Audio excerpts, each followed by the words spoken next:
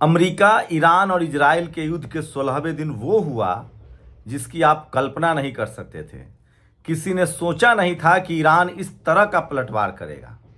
Dubai हो या UAE, संयुक्त अरब अमीरात, अबू धाबी, इन तमाम बड़े शहरों में अमेरिका के बैंक ठिकानों को उड़ा दिया गया है। अमेरिका के सैनिक अड्डों को तबाह कर दिया गया है। बेंजामिन नेतन्याहू अब जिंदा है कि नहीं इसकी कोई गारंटी नहीं ले सकता है, क्योंकि राजधानी तेल अवीव में उसके ठिकानों को प्लेन कर दिया गया है। जो हालत पहले इजराइल ने अमेरिका के प्लेन के जरिए फिलिस्तीन का किया था, वही हालत अब इजराइल का हो गया है। कोई कल्पना नहीं कर सकता था कि 6 महीने के अंदर ही प्रकृति इस तरह का बदला लेगा। सोचिए, कहीं ना कहीं अब लगता है कि अगर आप इस तरह के अपराध करेंगे तो आपको सजा भुगतनी पड़ेगी। पिछले ही युद्ध में खामनेई ने कहा था कि अगर अब इजराइल ने हम पर हमला किया तो हम उसे नक्शे से गायब कर देंगे। और सिर्फ 16वां दिन है आज युद्ध का। 15वें दिन के रात के बाद ही इजराइल सरेंडर कर चुका है। उसके रिफाइनरी धू धू कर जल रहे हैं, उसके पावर प्लांट्स नेस्तनाबूद हो गए हैं। इजरायली लोग बंकर में मौत का दिन गिन रहे हैं। यह ठीक ऐसे हो रहा है जैसे फिलिस्तीन के साथ हुआ था। सोचिए, किसी ने कल्पना की थी, किसी ने सोचा था? अब तक दुनिया को यह लगता था कि अमेरिका सुपर पावर है। अमेरिका के पास फाइटर प्लेन है, आधुनिक तकनीक है, आधुनिक मिसाइल्स है, आधुनिक रडार है। लेकिन यही अमेरिका के लिए अब मुसीबत बन गया है। दरअसल अमेरिका ने सबसे महंगे हथियार बनाए। उसका एक फाइटर प्लेन अगर गिर जाए तो किसी देश का, छोटे मोटे देश का बजट के बराबर होता है। उसका जो वायु रक्षा प्रणाली थार्ड है, उसकी कीमत किसी देश के बजट के बराबर है। उसका जो टॉम हुक मिसाइल है या पैट्रियोट मिसाइल है, उसकी एक एक की कीमत जो है वो किसी देश के बराबर है। और ये बात ईरान जानता था। पिछले 45 सालों से अमेरिका की दादागिरी झेल रहा, अमेरिका के सारे प्रतिबंधों को झेल रहा ईरान ने सबसे सस्ता हथियार बनाया। जैसे ड्रोन ही लीजिए। ईरान का जो ड्रोन है वो झुंड में उड़ता है, मधुमक्खी की तरह। एक बार में अंडरग्राउंड से 500 से 600 ड्रोन लॉन्च होता है। उसकी मारक क्षमता 3000-4000 किलोमीटर तक उड़ने की है। उसके जद में सारे खाड़ी देश हैं और पूरा यूरोप है, क्योंकि यूरोप के बॉर्डर पर है। इसलिए धीरे धीरे उसी ड्रोन के डर से यूरोप में फ्रांस हो, जर्मनी हो या स्विट्जरलैंड हो, इन तमाम देशों ने कहा है कि नहीं भैया, हम अमेरिका के साथ युद्ध नहीं लड़ेंगे। साथ ही जो खाड़ी देश अब तक अमेरिका के चुंगल में थे, उनकी क्या हालत है पूछिए नहीं। दुबई में सिटी बैंक को उड़ा दिया गया है।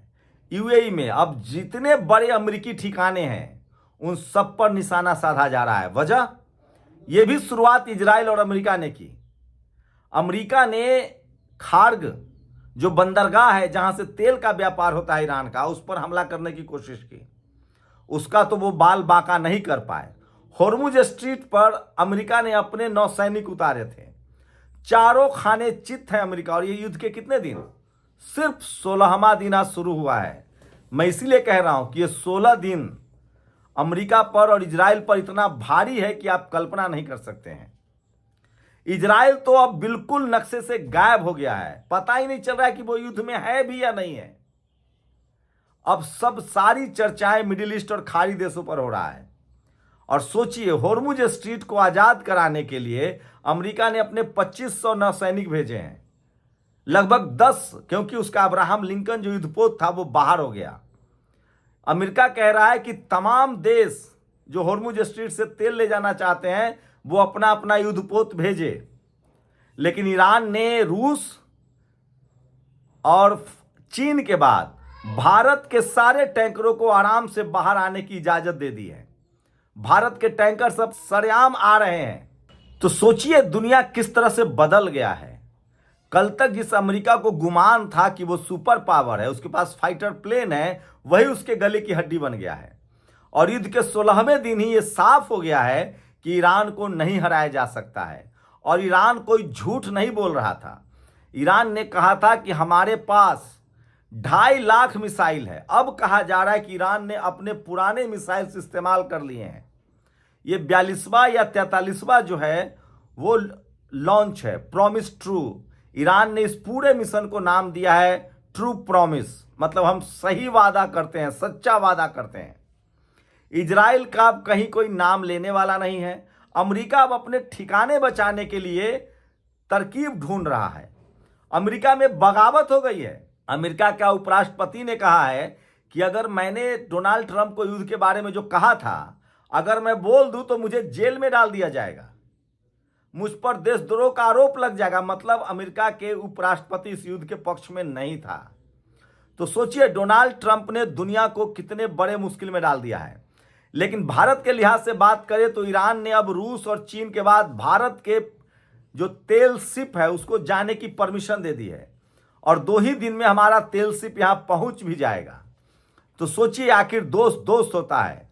जिस ईरान ने हमें चाबहार बंदरगाह दिया था, जो ईरान हमें रुपए के बदले तेल और गैस देता था, एक बार फिर से वही दोस्ती सामने आ रही है। और अब दुनिया भर के देशों ने अमेरिका का साथ देना बंद कर दिया है। खासकर यूरोप के देशों को भी पता है कि अमेरिका अब ईरान से नहीं जीत पाएगा। अमेरिका ईरान की जद में है। वही नॉर्थ कोरिया की भी एंट्री हुई है। नॉर्थ कोरिया कह रहा है कि अगर ईरान को सीधे अमेरिका पर हमला करना है तो हम उसके लिए भी मिसाइल उपलब्ध कराएंगे। वहीं रूस लगातार हथियारों की सप्लाई कर रहा है। चीन लगातार ऑन टाइम रियल जो बैटल ग्राउंड है वो जानकारी मुहैया करा रहा है। तो अमेरिका की दुनिया से बादशाहत खत्म हो गई है। खाड़ी देशों का तो हाल ही मत पूछिए। अब खाड़ी देश में न अमेरिका की कंपनी सुरक्षित है, न अमेरिकन सुरक्षित है, न अमेरिका का सैनिक अड्डा सुरक्षित है, न अमेरिका का एक जहाज सुरक्षित है। इस युद्ध के लिहाज से देखें तो अमेरिका इतना बड़ा संकट में घिर गया, आर्थिक संकट में, जिसकी आप कल्पना नहीं कर सकते हैं। अब आप सोच रहे होंगे कि भैया ईरान को भी तो कुछ नुकसान हुआ होगा। आप बिल्कुल ठीक सोच रहे हैं। ईरान को यह नुकसान हुआ है कि वो डबल कीमत पर अपने तेल बेच रहा है और गैस बेच रहा है रूस को और चीन को, और वो कह रहा है कि ये सारा पैसा आप युआन में लीजिए। मतलब वहां भी डॉलर को कमर तोड़ दी है, मतलब अमेरिका को नुकसान हो रहा है। आप पूछेंगे बमबारी हो रही है तो ईरान भी जल रहा है। जी हाँ, बिल्कुल। एक रिफाइनरी ईरान का जला, बदले में ईरान ने अमेरिका के 1 दर्जन रिफाइनरियों को जो मिडिल ईस्ट में था, खाड़ी देशों में था, उसको तबाह और बर्बाद कर दिया। ईरान के बैंक को तबाह किया गया। ईरान ने 9 देशों में अमेरिकी बैंकों को ठिकाना को तबाह कर दिया, बर्बाद कर दिया। मैं फिर कह रहा हूं 40 साल से 45 साल से ईरान ऑलरेडी बंदिशें झेल रहा था। ईरान ऑलरेडी सारे प्रतिबंध झेल रहा था। वो अपने दम पर खड़ा था। अमेरिका ने कोई कसर नहीं छोड़ी थी उसको नीचे झुकाने के लिए। लेकिन ईरान 45 साल से खामनेई के नेतृत्व में धीरे धीरे ही सही वो ताकत हासिल कर लिया उसने मिसाइल्स के और ड्रोन्स के, जिसको हरा पाना नामुमकिन है। ईरान के जो ड्रोन है वो इतने सस्ते हैं और इतने मारक हैं जिसकी आप कल्पना नहीं कर सकते हैं। मतलब अमेरिका के मुकाबले ईरान के जो ड्रोन्स है वो औने पौने दाम के हैं। 50 किलो वो विस्फोटक लेकर उड़ते हैं, 4000 किलोमीटर तक सफर करते हैं और वो झुंड में चलते हैं। तो बाकायदा अमेरिका ने 1 महीने तैयारी की है, ईरान ने 45 साल की तैयारी की है और वो 16वें दिन ही दिख गया है। तो इजराइल नक्शे से खत्म है। अमेरिका के पांव मिडिल ईस्ट से उखड़ चुके हैं और सारे खाड़ी देश अब तक आजाद हो चुके हैं। बस इसी से अंदाजा लगाइए कि अगर ईरान कमजोर होता तो खाड़ी देश एक साथ मिलकर अब तक ईरान पर हमला कर चुके होते। लेकिन ईरान के इस मजबूती से, ईरान के इस ताकत से खाड़ी देश खुश हैं और उनको लग रहा है कि चलो देर सवेर बिल्ली के गले में किसी ने घंटी तो बांधा। खाड़ी देश तो शुरू से चाहते थे कि अमेरिका जो हमारे तेल पर अपना रिफाइनरी बैठा रखा है, तेल हमारा डॉलर में हमको तेल बेचना पड़ता है, सारा बिजनेस डॉलर में करना पड़ता है, सारा कमीशन अमेरिका को जाता है और अमेरिका कहता था कि हम आपको सुरक्षा दे रहे हैं। अब वो अमेरिका खुद ही अपनी सुरक्षा नहीं कर पा रहा है। इसलिए ईरान के खिलाफ खाड़ी का कोई देश नहीं है और धीरे धीरे यूरोप ने अमेरिका का साथ छोड़ दिया है, क्योंकि उनको लगने लगा है कि देर सवेर ही सही अमेरिका इस युद्ध से पीछे हटेगा और अमेरिका इतनी आर्थिक तंगी में चला जाएगा, उसके सारे जो साम्राज्य था, उसका सारा तेल का साम्राज्य वो छत बिछत हो गया है। अब वेनेजुएला बचा और मुझे लगता है कि ईरान के इस हमले के बाद वेनेजुएला भी पलटवार करेगा और नॉर्थ कोरिया तो अभी से ही धमका रहा है। तो सोचिए एक बड़ी ताकत रूस, चीन, ईरान, नॉर्थ कोरिया बनने जा रहा है और तेल पर जो अमेरिका का वर्चस्व था, जिसका कारोबार डॉलर में होता था, वो वर्चस्व उसका खत्म हो गया है और अब अमेरिका को कंगाल होने से कोई नहीं बचा सकता है।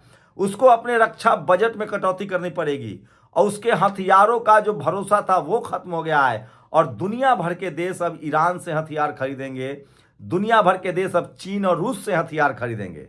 दरअसल अमेरिका ने युद्ध शुरू किया था कि मामूली नुकसान के बाद ईरान पर कब्जा कर लेंगे, खाड़ी देशों पर उसका तेल का कब्जा है, ईरान के तेल पर कब्जा कर लेंगे, अपना पपेट बैठा देंगे वेनेजुएला की तरह और सारा संसाधन हमारा, लेकिन लेने के देने पड़ गए। खाड़ी देशों से उसका बोरिया बिस्तर बन गया, जो उसके कंट्रोल में था वो भी चला गया। जो आर्थिक क्षति हुई है, लगभग अब तक कहा जा रहा है कि 40 से ज़्यादा विमान उसके ध्वस्त हो चुके हैं, उसके ड्रोन्स ध्वस्त हो चुके हैं, अमेरिका घुटनों पर है, उसके थाड जो वायु रक्षा प्रणाली है वो ध्वस्त हो चुका है, रडार जिसको बोलते हैं, उसके जो मिसाइल थे पैट्रियोट वो खत्म हो रहे हैं। इजराइल के चक्कर में अमेरिका ने अपना बोरिया बिस्तर सब बांध लिया है और अब डोनाल्ड ट्रंप पर केस भी चलेगा। सोचिए, अमेरिका ने दुनिया को जो कहा था ठीक उसके उलट हुआ और अब ईरान जो है वो बादशाह की तरह उभरा है, ईरान एक मजबूत मुल्क की तरह उभरा है और युद्ध के 16वें दिन आप कह सकते हैं कि खामनेई की मौत का बदला बेंजामिन नेतन्याहू से लिया गया है। इस युद्ध में सबसे ज्यादा नुकसान में है कोई तो पहले इजराइल जो बर्बाद हो चुका है, उसके बाद खाड़ी देश। तो खाड़ी देशों को फायदा तो हो गया, वो आज़ाद हो चुके अमेरिका से, और सबसे बड़ा फायदा फिलिस्तीन को हो रहा है, वो आज़ाद हो गया है।